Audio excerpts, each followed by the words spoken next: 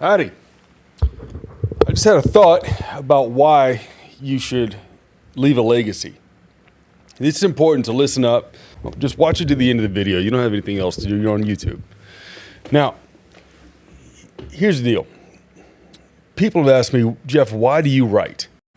And the first thing that came to my mind when I was first asked that question is something that Denzel Washington once said. And what he said was, I write to earn the respect of the people that I respect. And that is partially true. I think for every writer, it's probably partially true, or if not fully true, but it may not be the entire truth.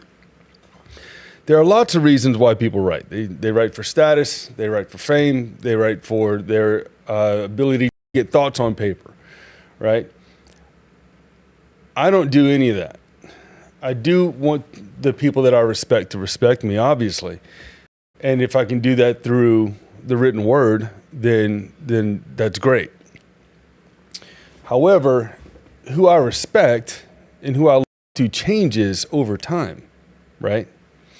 What's not going to change is legacy.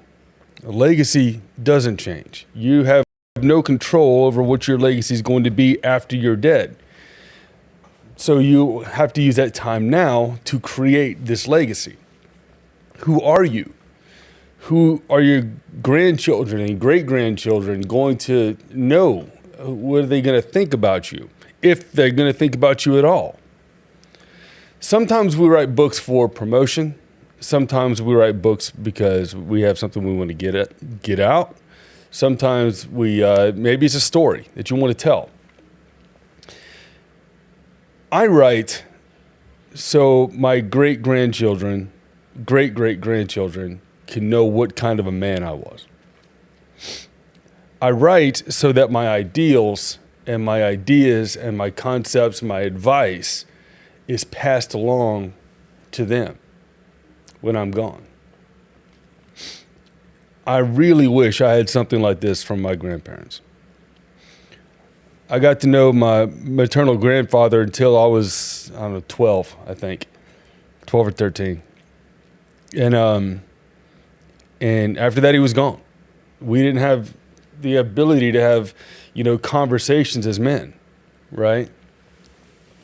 I didn't get to see him grow old. He died in his late 60s.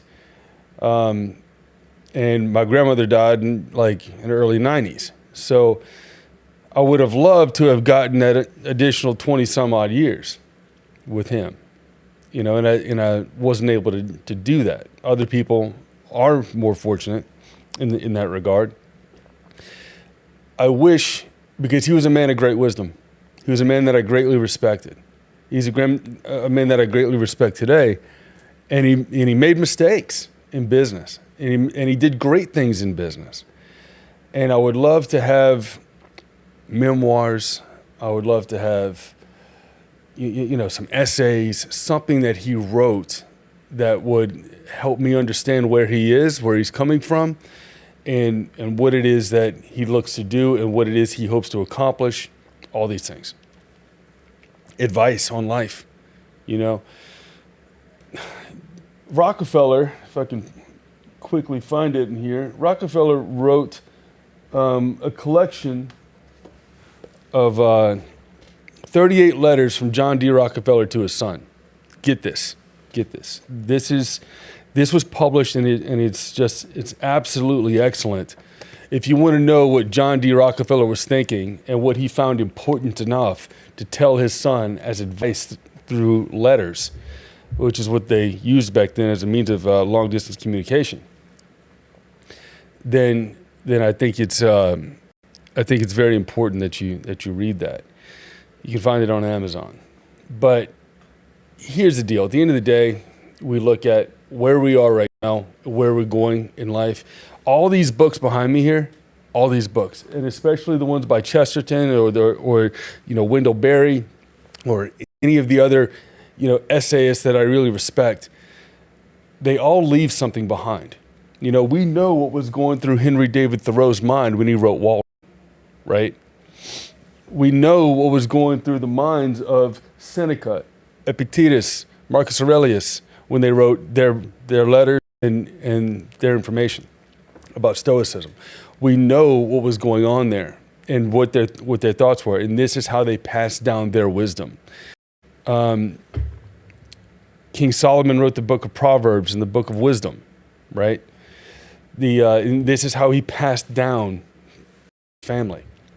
If the internet goes down, if everything goes down, if electricity goes down, you still have a book. You know, it's the oldest form of communication that lasts for thousands of years, right? So anyway, I would encourage you to write. You don't have to be a good writer to write. You don't have to be, you don't have to be Wendell Berry. You don't have to be King Solomon. You don't have to be Tony Robbins or Marcus Aurelius to write. You just have to be able to put your ideas down on paper.